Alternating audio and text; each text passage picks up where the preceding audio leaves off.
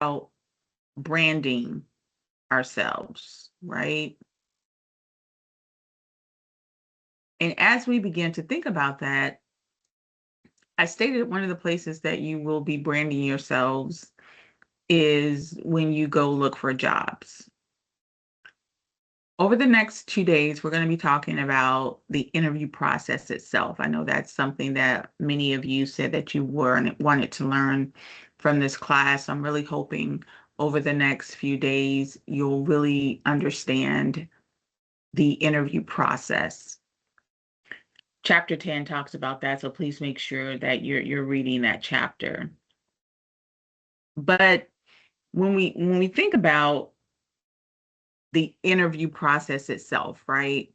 At some point, if you're, playing your cards right, you do your resume right, get past that keyword search, get to that stage of interviewing, um, you'll be invited to interview. What is it designed to do?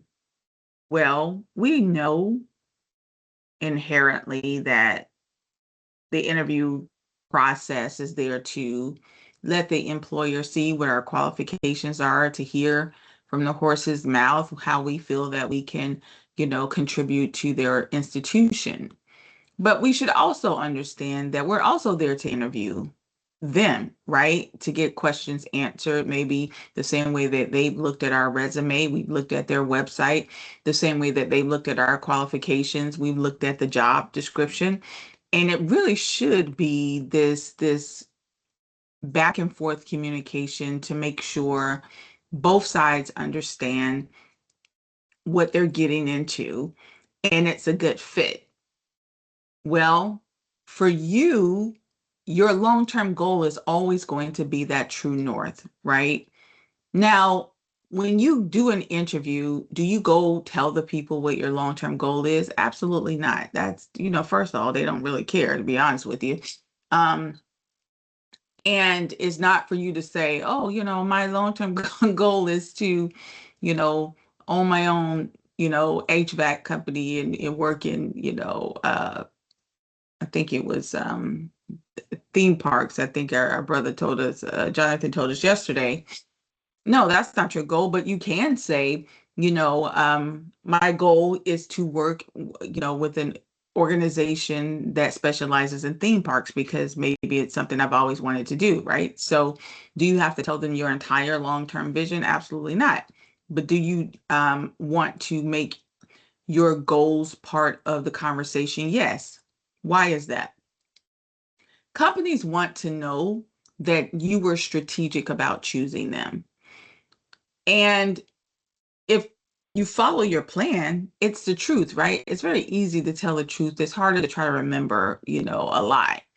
So if you're really following your goals and you go to apply for jobs that are in alignment with your goals and they strategically make sense for you, then you are there for a reason. And companies really like to hear that. They like to hear that you're not just desperate for a job and you just, whoever hires me first. Because what tends to happen when people get desperate for work? You'll see, they'll just accept a job and then they'll get there and they hate it and then they complain the whole time and then they end up quitting abruptly or, they don't put their all into it. And that's what happens when, outside forces, push us into situations that we probably don't really want to be in. I know I've been there quite a few times. And I've quit, and I raise my hand as being someone that has done that. In my career, I've learned to just say no earlier on, right? So even in my consulting firm, and it's hurt me, I'll engage with a client or a potential job and it looks good, it sounds good. I've probably made it past the interview process, made it past, the contracting phase. And I get in there and it's nothing like I thought. Now, I have stepped away. I've stepped away from opportunities because, you know, it wasn't in alignment with what I was trying to do, right? Or even sometimes it was in alignment, but the the environment wasn't conducive to what I was trying to do, and I've stepped away. And even though, one might say, well, ooh, you shouldn't have did that, da, da, da. I think, obviously you need to consider your variables, i.e., can you afford to, that types of thing. But at the end of the day, a lot of people would appreciate it because, who wants, someone at a company that really doesn't want to be there? I mean, imagine if you ran a company, what type of employees do you want to have, right?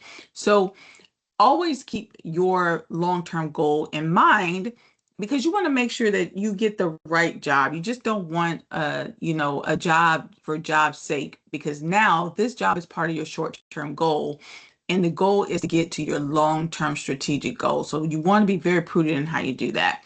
So when the interview process starts, it starts right out from a contact. Most of the contact will be made from either an HR person or recruiter. If the company is really small, it may be made from a CEO or a manager, but most companies have some type of HR person that would engage you. Most times it will be via email, so it's so important that you are using an email that you are familiar with.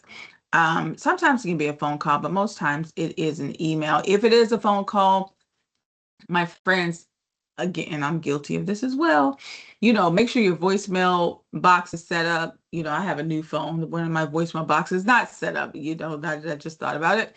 But make sure that, you are answering the phone. Make sure you're checking your voicemail, right? You don't want someone trying to reach out to you and they can't get a hold of you, and then they end up moving on to the next person. Like, if you are actively engaged in looking for work. So make sure that you are checking those sources. Definitely, your emails, especially if a company may be reaching out to you that you're not familiar with, and you may not check your emails on a regular basis, so if you're actively looking for work, you need to make sure these things are actively being done, right? Being polite, on the phone, just because you never know who's going to be reaching out to you. And as we all know, first impression is a lasting impression. So when HR reaches out to you, typically what happens is they want to set up a series of interviews. The first interview that they may set up is what we call a screening interview. Then if you get past the screening interview, you'll go into a structured interview. Sometimes you go straight into an unstructured interview, and we'll talk about what each of these are. Sometimes you'll have a structured interview and an unstructured interview. I hate to be the bearer of bad news, but for most tradespeople, you have all three. Sometimes they can be all at once. Sometimes, they can be a screening and then a structured and unstructured. It just depends, and we'll talk about each. So what's a screening interview? The HR person, and you'll always notice the screening interview, one telltale sign in the email or the voicemail that you might get, it'll say, we want to set up a 15-minute phone call. 99% of the times, it's going to be a phone call. Very rarely do they even do a video call. Why are they wanting to meet with you? Let's say they're using the ATS system and the system says this is a good candidate. The HR person is then going to review the resume. But they want to make sure that you really looked at that job description, because so many people apply for jobs and they don't really read the job description. So the first reason why they're going to reach out to you and they want to have the screening call is to basically ask you, did you read the job description and you know what it entails? Sometimes, especially with entry-level positions, the pay, which we'll talk about when to talk about salary, is a flat rate. We start everybody at $25 an hour. Do you understand that before we move forward? Sometimes they'll want to do that. Sometimes they do that too if a company is stagnant, maybe they have a small budget, or they're a small company.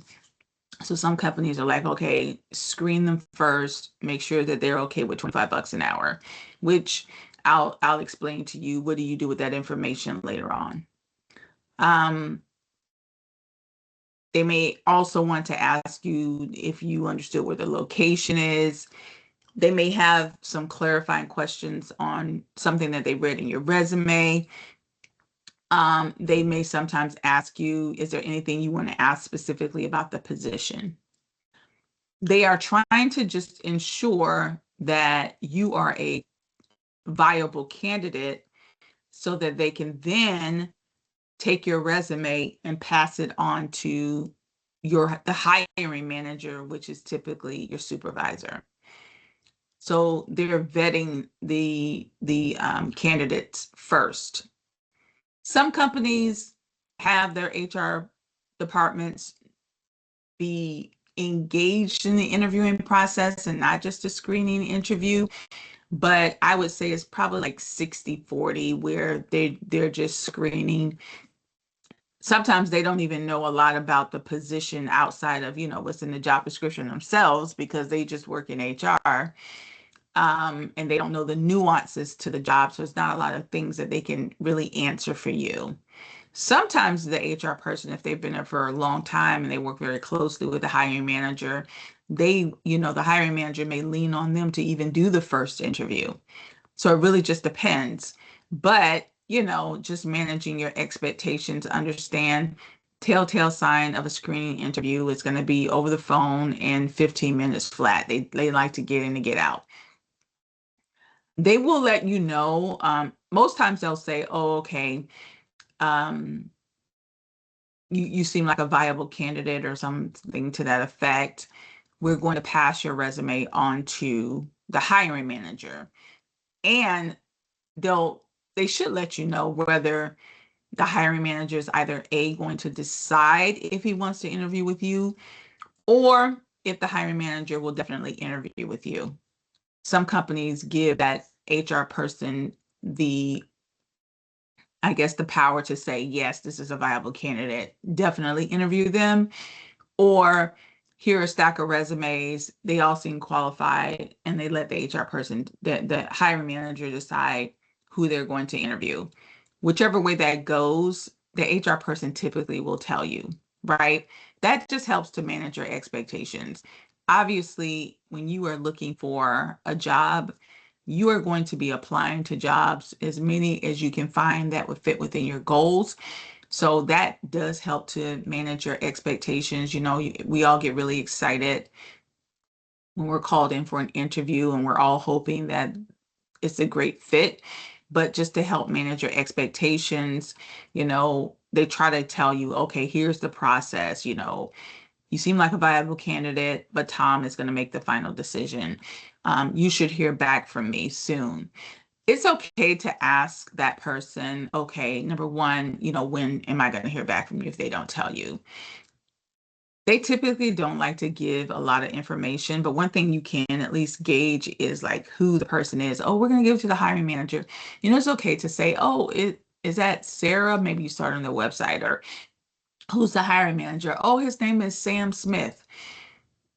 You want that information. You want as much information as possible because you're going to go look up Sam Smith. Now we'll talk about why that is, right? So you want to know, in advance, as much as you can so you don't walk into a situation blind.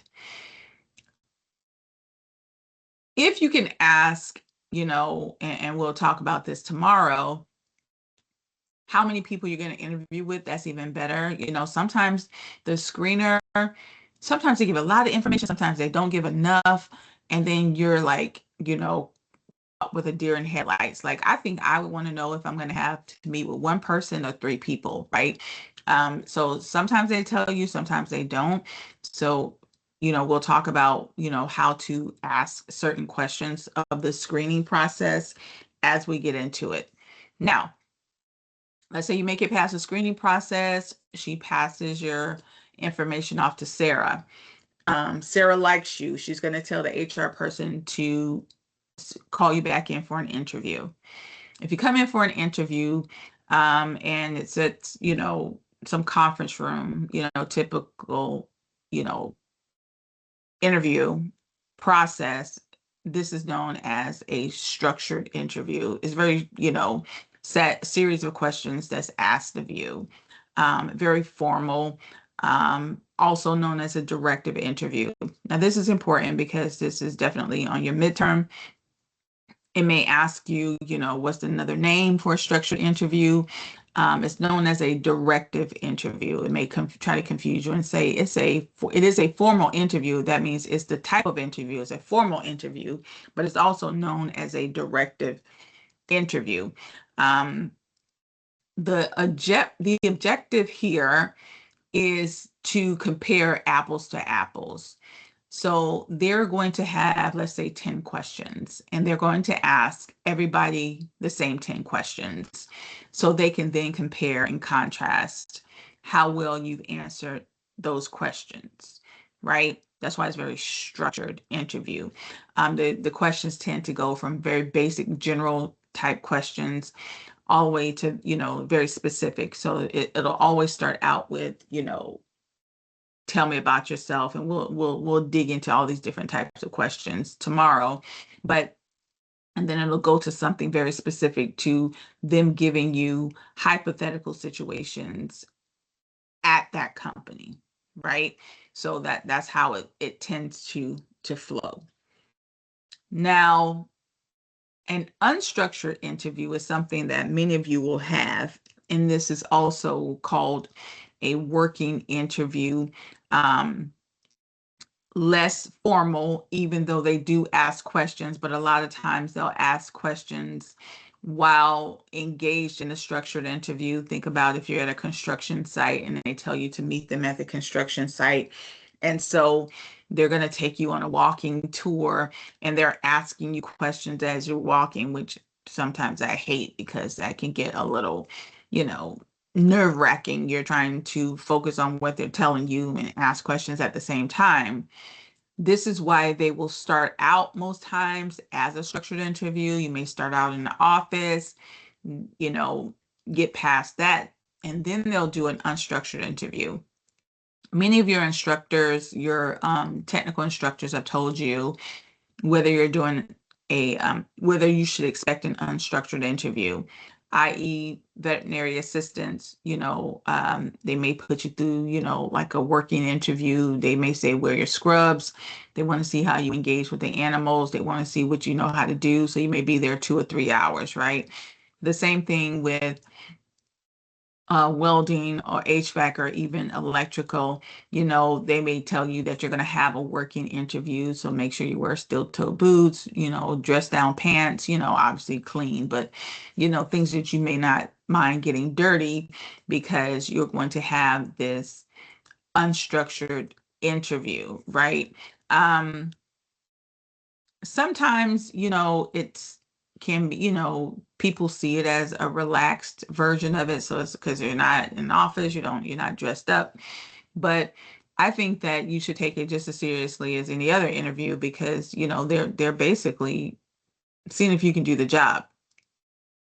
Why I said sometimes it can be a bummer, because let's say you do the screening interview, then you come in for a structured interview, and then you got to come back in for an unstructured interview. Sometimes it's good just to knock it all out. So hopefully for most of you, that's not the case. You get to have both the structured and unstructured at the same time. If you're working already, I always tell people, take the day off, or take the morning off or the afternoon off, because you never know, right? A company, and this has happened to me, can start out with a structured interview, and they can like you so much, it's happened to me twice, that they'll ask you to stay for an additional interview. And if you haven't taken a day off, or, you haven't made provisions for that, like I say, don't ever just assume an interview is an hour. I always assume an interview is 4 hours, because you never know. So just plan accordingly. Like, you don't want to be the person that misses an opportunity because you didn't plan accordingly. I was at a job interview once, and I got to the job interview, and then my interview interviewer had a family emergency and she ran out. And they asked me if I could stay and wait for her. And she went like an hour away. And I was like, yeah, I guess so, right? Because I had taken the day off. And so I sat there and I waited for an hour. And she was so appreciative. I mean, not that it, caused me to get the job, but it definitely helped. And, as a result of that, I guess she let her guard down and we had a great conversation and I got the job. Was that the reason? No. Did it help? I think so. I worked at a bank once and I interviewed, and they had these series, and if you ever worked in finance world, they put you through a lot of tests, that those personality tests you guys had. I mean, I had an interview, then I guess I passed the interview, and not knowing it was going to be this whole series, then they said, can you take a personality test? And I guess I passed the personality test. And they said, can you take a finance test? And I passed the finance test. And then I had another interview, and I'm like, what is going on? And then they walked me out, but it was like me and some other people. And then they was like, help me back. And it was like, yeah, we want to hire you. We think you'd be a great fit. And I was like, you better hire me. All these tests I just took, but I had no idea that it was going to be that process. And I do feel like HR departments can do a better job letting people know so you're prepared. But that's why I just say you try to be as prepared as possible and just, plan accordingly. If you have the bandwidth to block out those hours, just do that, right? We all would love an opportunity just to get hired on the spot and not have to come back. Those were the good old days, right? My friends, please don't ever show up at a company and don't know anything about the company. 90% of companies have some information, even if it's just a website. Definitely go to that company. Know who the CEO is if you don't know anything else, right? Know who's in charge. Know where they are, at least know whether it's just one company or if they have several offices, and know what their products and services are. Like those are the basic things. Like know who, know who the key players are. If you can connect the dots between the position that they're hiring you for and something that's happening at their company, even better. Because at the end of the day, an interview is almost like a date. They're looking to see, are you a good fit? And one, you know, advantage that you can have is the more you know about a company, the more they start to see you in that position. So if the job advertisement, for example, said that they have a new project, I don't care, it was a new pet clinic, a new construction site, or new whatever, and you go to their website and they start talking about this project, then you can connect the dots between, oh, this position is for that new project that they have. That only makes you look really, really good when you get into the interview and you're able to engage with them when it comes to that position, even if it's something really, really small. And I'll talk to you about how you do that. But just nodding your head and especially when we talk about those general questions, up front, they'll always start out with you telling them about yourself, and then they'll tell you about the company, and they'll mention the project. And there, you'll when you're prepared for the interview, and you have questions, you don't ever just ask all your questions at the end. You ask your questions according to the flow of the interview. So if maybe you have a question and you never, ever, ever let on in an interview that you have concerns about the company at all. That's one of the reasons why you sprinkle your questions throughout the interview. You don't ever wait till the end and they say, do you have any questions? And then you start going back trying to clarify this and clarify that. That makes them feel as if those things could be an issue. You don't ever want to let on. You don't ever want to give somebody the vibe, oh, this person is going to have a problem with the location because they asked about the location. You're going to ask those questions, but you're going to ask it as a natural flow of conversation. So at the top of the hour, when you're in the interview, And maybe you do have a question about the location because this new project is in a town that may be 40 minutes away from your home. It's not that you care about that, but you just want to clarify that. You're not going to wait to the end to ask.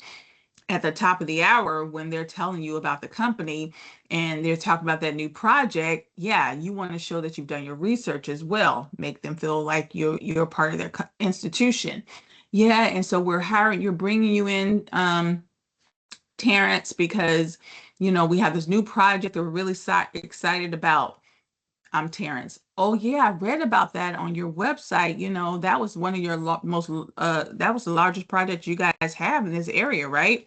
Yes, we're so excited. This is the largest project we have, and that's why we want to bring everybody in. We're trying to, staff up that position. Um, you're curious. Is that the one that's going to be down in Fort Myers? Yes, yes, it is going to be down in Fort Myers, but you know what? You guys are not going to have to go down there every day. You're only going to go down there twice a week. Thank God. I was so concerned about that. You just got your question answered. She doesn't know the difference, right? And I'm going to teach you to bring a notepad because you're going to have some cheat sheet notes on it, but you can also, if that was one of your questions, you can just jot it down. They love when you have notepads because it makes them feel like, did you really care about what they have to say? And you're taking notes, right? It's psychological, my friends. So that's a question. You can just scribble on the pad. Don't let on to her that it was an issue for you one way or the other. Just make it seem like it's a natural flow of the conversation. So what it also does is, again, it lets their guard down. Now they feel like, oh, this person really wants to be at this company. They've done their research. You have a natural flow. Don't overdo it trying to ace the test and start talking everything about the company. Don't be weird about it, but just enough to interject, to nod in agreement, and let the people know that you know about their company, right? That's the point of that. Now, during the interview, yes, you are the focus. Obviously, the interviewer will ask you a series of questions to uncover your information. And you're there to do what? To exhibit your personality, right? Because at the end of the day, you have to be yourself. They're going to like you or they're not going to like you. And they're trying to figure out if you're a good dynamic for the team. And you're trying to figure out if they're a good dynamic for the team. So definitely be yourself. Don't try to be somebody that you're not. It's not going to work out well in the end anyway, right? Um, so when you're at that interview, you will, like I said, have your own series of questions. Maybe one of them is location. Um, Maybe you're curious about, is it only project based or is it you're going to have a long-term commitment? Let's say, for example, you're going to be electrical or HVAC or welding, really, in transportation. Like, let's say you're going to go work for the airport. And you want to know, am I going to be, going from airport to airport, or is this just at this company? It's just, a long-term position at this particular location. Um, that could be something that you ask in that upfront conversation. Towards the end of the interview, the third leg of the interview, you'll talk about the specifics of that position, but anything just to do with the general sense of the company, you'll engage those questions on the front end. So you're there to learn too, because again, maybe you're concerned about overtime. Maybe you're used to overtime and you want overtime. Maybe 25 bucks an hour is okay, but with time and a half, you'll end up with 40, and that's something closer to what, you and your family, structure dynamic needs. That's a question that you'll have. You'll typically ask that question, if you in the latter part of the conversation, but if the person brings it up, say, "Oh yeah, we got this project and we're so happy we're bringing you on. Your team, will also have another project. So you guys have two projects. So you're going to be working a lot. Hope you don't mind that. So you say, oh, it's probably going to be more than 40 hours then. Oh yeah, it's going to be like 60, 70 hours. You got that question answered. You didn't even have to bring it up. You see? So the point is, ask questions, don't let on to anything. Why is that? Because think of it as a competition. You got somebody coming in right after you, and they're going to answer the same series of questions, and you don't want to give this interviewer any indication that you got a problem with anything. So because they're going to be comparing apples to apples, get your question answered, but don't show your hand. It's like playing cards, right? Don't show your hand. Now, during a structured interview, it could be a possibility that you will meet with more than one person. I tend to, it's nerve-wracking, you got all these eyeballs looking at you. I get it. But then at least you don't have to come back, right? Some companies, especially if it's project-based, sometimes they'll have other team members come in from other teams to sit down and say, hey, is this a good fit? Because you guys are going to be doing this projects together. Sometimes it'll be your immediate supervisor and the manager. Sometimes it'll be your supervisor and HR person, right? Just depends on how engaged they want the HR person to be at any rate. And sometimes it can even be a peer, right? Because maybe you and this person is going to be in the car a lot because y'all are going to be traveling together. Like you never know, right? So, but a panel interview is basically more than one person. In this interview, they may still ask those same 10 questions, but they may give this person 5 the questions to ask and that person 5 questions to ask. It's still going to be very structured because they still have to compare apples to apples. This is something where I said, what can you ask the screener, the HR person? Will I just be meeting with one person? Oh no, you're going to meet with Sarah and Tamika. Okay, now I know I'm meeting with Sarah and Tamika. Sometimes when they send you back, oh yes, we would like to meet with you, um, and you'll see Sarah and Tamika's email on it. Make sure you jot down those emails, keep those emails. We're going to use them later. That'll give you an indication if you're going to meet with more than one person. Sometimes, they'll say, hey, we're going to move your resume forward, and you don't know if you're going to even meet with them, but then the person will email you back and say, yes, Sarah and Tamika will be meeting with you. And that's how you discover that it's going to be a panel interview. You want to know that not because you just want to make sure you bring extra copies of your resume, but it also gets you in the game mindset of, okay, I'm going to be meeting with several people, let me get my game on. And more importantly, you're going to go and research these people. You're going to go to LinkedIn, and this is why you want their first and last name.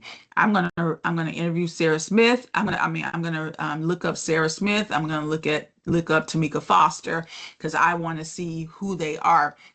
It gives you an opportunity, number one, to reduce your nerves if you do your research on people, and number two, to see if there's any commonality. Now, you don't want to be weird and, let on to the fact that you've actually done your research. Oh, yeah, you and I went to the same high school. Do you know that? That's creepy. But they do expect you to do your research the same way. They're going to look at your LinkedIn accounts, look at their LinkedIn accounts. Maybe it just gives you a sense of what the person is all about. And sometimes too, when they bring up things in the interview, you'll know what that's about. So if Tamika, her whole entire career has been working, at airports, for example, and she starts talking about how she met her husband at the airport, it'll make sense. Okay, I get it, Tamika, or if she graduated from STC, and then she goes, and it's on her LinkedIn account, and then she mentions it. Oh, I graduated from STC too. Oh, you did? That's so interesting. You can use that to break the ice and build camaraderie, but at least you can be prepared.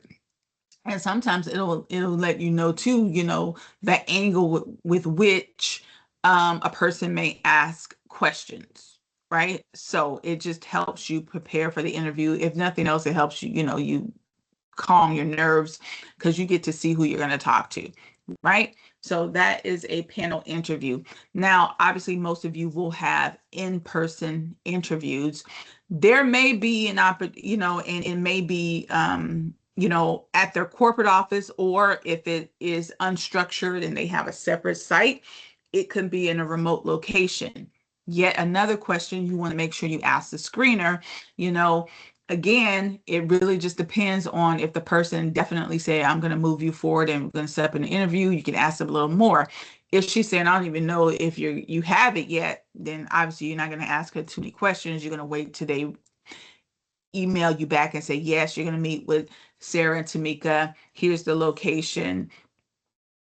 If you know, that's why it's another reason why it's important to know where their location is, because if you look at that location and it's not their corporate office and you're thinking that you're going to their corporate office and it's right up the street from your house, and this location is 30 minutes away. So you want to pay attention to that type of stuff, or if the HR person says, okay, I'm going to go ahead and set up I'm going to move your resume forward and we're going to set up an interview for you. You can ask the person, is it going to be at your corporate office? Then you can ask if they for sure are going to set you up. But if they don't know, then obviously you can't ask. But either way, whether they tell you up front or they send you an email, just pay attention to where it's going to be. There's nothing like getting a surprise, and we all know how that is, and your mind was, set to go one place and you're going to end up going somewhere else, right? So, just keep in the back of your mind that it could be a remote location that is not specifically their location. That's why it's so important to come early. In the military, we say if you're on time, you're late. So you want to be early. You always want to be early, right? Obviously, if your appointment is in the morning time, early. I like to plan my appointments after rush hour if you can, unless you can't. That way you don't, not in the middle of all that traffic. Everybody is settled and they're where they need to be, but you definitely want to arrive early. And then plus you don't know what the scenario is, not just weather, but if you've never been to that location, you don't know if there's construction, you don't know if you got to go through some type of, security, you don't know what their protocols are. So you just got to come early. I say get there 30 minutes early, even better. Now, don't walk into the people's building 30 minutes early. Then you're going to seem a little desperate. But once you get settled, you can spend a couple of minutes in your car before you go in, but at least you'll know what to do. If you're there early, let's say you're there 20 minutes early, walk in 15 minutes prior to, something else the screener should tell you. And I say should because like I said, not all of them, have it down pat. If they have been with the company for a long time, they probably have a checklist and are really good at it. If they're newer or they just forget, they forget to tell you have to go through security, and now you didn't give yourself enough time. Like, you always have to manage up is what we call it. So, just assume that let me pad in some time just in case these people don't tell me what I need to know, right? Because all these different things could be a variable, right? If it's an in-person interview. Now, when it Chapter 10 talks about virtual interviews, just know that, a virtual interview obviously is anything that is not in person. A phone interview or a video interview, they're both forms of virtual interviews. Will you have a virtual interview? Obviously, the first screening interview will probably be virtual. Don't assume that you won't have a video interview, especially if people, they're trying to get everybody staffed up for this new project. The manager wants to set his eyes on everybody before the final hire, but he's out of town. So even though you've made it through the unstructured interview, the structured interview, whatever, this guy wants to check you out before you start. So he wants you to jump on the video. Like, that happens. That's happened to me. So, the same way that you are on here on Microsoft Teams, the HR person may say, hey, we want to send you a Google Meet for you to meet with, Robert, we'd love to have you, but Robert just wants to meet you really quickly. It's good to know, pay attention to what she says. Not everybody uses Microsoft. Some people use Google. Some people use Zoom. There's so many different platforms to use. You want to make sure you have that stuff, accessible on your phone or your laptops, so it is a possibility that you could do a virtual interview. Hopefully most of you won't have to do it. And I just say that just because that's one extra thing you have to prepare for. but just be mindful that that could be a thing. Now, if you do have to do a virtual interview, let me tell you right now, anything that is not in person can be a detractor. Why is that? Because it's one dimensional, right? Well, it's really two dimensional, not one dimensional. Two dimensional meaning that it takes away from the human experience. A lot of times people fall flat on video. Have you ever been on a video call? We've all been on them. Even now, everybody else on the video and everybody's looking and it looks like everybody hadn't had their breakfast. It's just, it's nothing wrong. We all have resting faces, when you're on video. And so sometimes it can be read the wrong way. So we tell people, if you do have to have a video interview, my friends, smile, even if it's awkward. Lean in, sit up, nod your head, do whatever you need to do to stay engaged with these people or to give the impression that you are engaged. Do not look disinterested. Do not, if you know your face naturally, has a slant downward in the corners of your mouth, then you need to make yourself smile because you do not want to give an impression that you're not interested. I had a job I almost didn't get, um, and it wasn't because I wasn't friendly, because I'm very, friendly even in video, but it was that same job where I had to wait for the lady because her mom was sick and she loved me, she wanted me, but the boss was like, "Well, I want to set my eyes on her," exactly that. And it was funny. Now, I'm not going to say this is the reason, but I kind of think this was the reason. He and I were both ex-military. He was in the Marines, I'm in the Army. And I could tell right when he got on, he had this very stoic, I said, "Oh, okay, this is a Marine. I know a Marine a mile away." And he was kind of sizing me up, and so he wasn't doing a lot of talking, so I'm like looking at him and he's looking at me. He'll ask a question or two, and he was like kind of busy doing something with his computer, so you could tell somebody's like, I don't know if that was just some psychology tactic he was doing, but it was so awkward, right?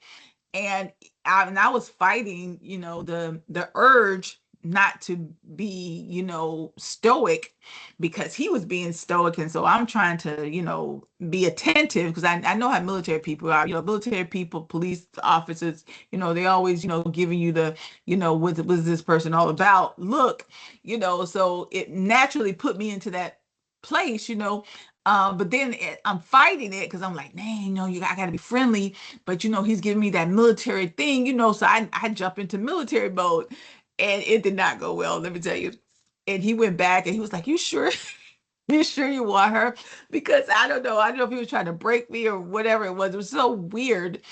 And she fought for me. And then, of course, me and him went on to be the best buds ever, because we understood each other, but it was just so awkward.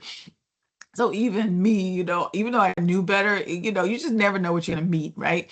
So you just don't ever want to come across flat. So resist that urge, to not put that energy out there. And I say that even though it was difficult for me, because you just never know the kind of people that you're gonna engage with. But that was funny. Now, we've talked about, a phone interview is one, during a screening, is pretty typical. Um, there are very rare instances where you will have a phone interview. It does happen. It does happen. And again, for many of you, it'll happen on the front end or the back end, before or after your formal or unstructured interviews. But it could happen. Very similar to that video interview, phone interviews is, to me, is the worst, because now you don't even have the visual, right? So now you're just completely dependent upon your voice. And we all know that that's crazy, right? But it happens, people can judge you based on your voice. So you really got to be sure of yourself and know what you're talking about. Have I gotten jobs on phone interviews? I absolutely have. I absolutely have. But I'm telling you what it was. It was because I was very seasoned in what I was doing. And so it was very easy for me to talk about the work I did because, I've been doing it for so long. I think you can get a little,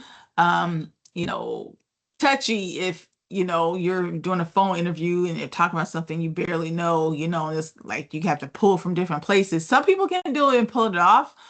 And some people actually like it because they don't get, the nerves of somebody staring at them.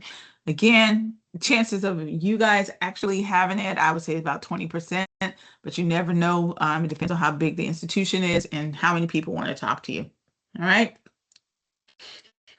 So we talked about the video. All right, my friends, that is it for today.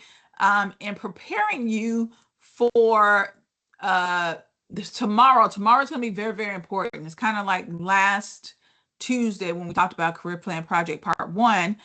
Tomorrow, we're going to dig into the details of interviewing, all the different types of interview questions, how to answer them, what they're talking about. I promise you it's going to be very, very informative. Please don't miss tomorrow. Tomorrow's a big day. For today, I want to, and we actually want you to read. So that's another reason why we're going to dig into those questions tomorrow. So here's your conference question for today. And it's two parts because it ties into your assignment as well.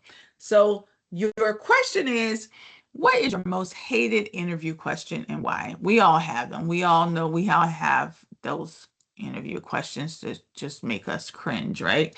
So what is your most hated interview question and why? That's your conference question for today. In your assignment, you have you're supposed to tell me about the worst interview you've ever had. If you have not had a bad interview, people do not read this assignment. Read the assignment. It says, tell me a scenario that you would hate to have at an interview, right? So if you've never had an interview, then tell me what would make that interview horrible. I know for me, for example, I had an interview when I was transitioning out of the military. And if anybody's ever been in the military and had those transition interviews, you know what I'm talking about. You go from being a military person, especially for those of us that went into the military right out of high school. Yeah, okay. And now I got to go be a civilian. Y'all know what I'm talking about. And true story, I was up in Chicago. Right outside of Chicago, I was at Great Lakes. Anybody know Great Lakes? At a naval base. I was stationed at a naval base. And I was transitioning out of the military. And so I was going to go get my first accounting job. Now, I had done my reconnaissance. That's what we called it back in the day because we didn't have GPS and all that. And I knew everything. I knew where the place was going to be. I was going to arrive 30 minutes early. Everything I'm telling you guys, right? Because I was trained the same way. As I'm getting off of the highway, I look over to my right and it was like a man down. Those people that, do the landscaping along the highway. Dude was like man down. And I still have this guy's visual in my head. What do I do? Of course, I jump in the military mode. I'm in the military, baby. That's what we do, right? So I get off to the side. I jump out of my car. Dude's like bleeding out. I guess the weed whacker, he had whacked his leg. Man, so what do I do? So I'm like, give me your shirt. And I tie a tourniquet, or I tried to tie a tourniquet. I had a little phone, big old phones back in the day, little flip phone, called 911, ambulance came. Dude was like in shock, he was just looking at me, and I'm like, okay, it'll be all right. I'll never forget dude's eyes. They come, I tell them, blah, blah, blah, I jump back in the car. I got to go to my interview. I get to the interview, right? And anybody has ever like operated on adrenaline before, y'all know what's about to happen, right? Man, I get to the interview. I I forgot everything. I forgot what I was gonna say. I forgot everything because it just hit me, bum rushed. I forgot everything. The lady was talking to me about my resume. And in the military, they help you write. You see how career services help you write your resume, right? They did the same for us. I couldn't remember anything on that resume because I was coming down off of the thing. And so I just told the lady what happened. I'm like, I'm so sorry, ma'am. Here's what happened. Remember, this is a civilian, right? All she sees is like a 27-year-old girl. She was like, you ain't helped nobody with no weed whacker. She's looking at me like you are lying. She was unimpressed. She was more like concerned that I could remember what was on my resume. I did not get that job. Let's just go ahead and put it out there. Like she was not impressed because I just froze up. I had to decompress. I should have like, I don't know what I should have done, but that interview stands out because that was crazy. But you know what? I helped save somebody's legs. I don't care if I get her little raggedy job. Oh my God. So yeah, don't try to save people on the way to your interview. No, just kidding. Oh my God, that was funny. But anyway, that interview stands out to me just because I don't know, it's crazy. I was like, girl, you are not in the military anymore. You got to have to get yourself together. All right. What is your most hated interview question and why? That's it. All right, my friends, that is it for today. Tomorrow we will work with part 2. I will see you guys back here tomorrow. Have a wonderful day. I'll talk to you later. Okay, bye-bye.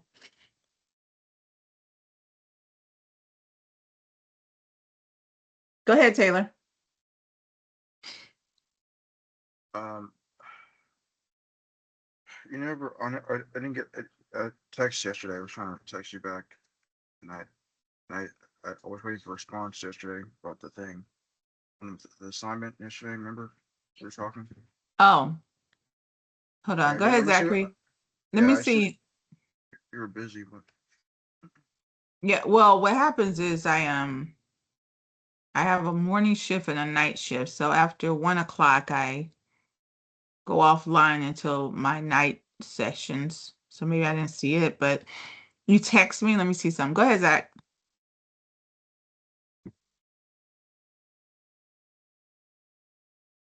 You're good. I was just messing with buttons. Oh, okay. Um, Taylor, I'm looking here. Let's see.